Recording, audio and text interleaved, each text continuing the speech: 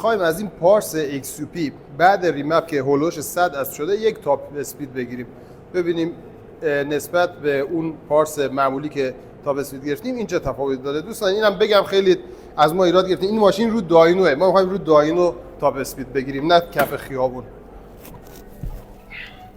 آقا فنا رو بزن.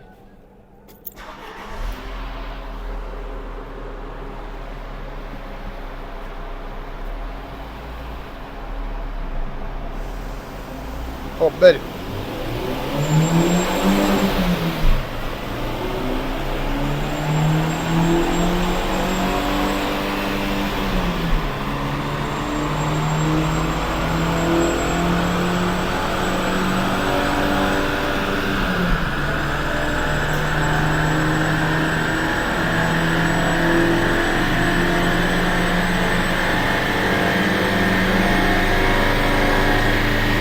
دنده 6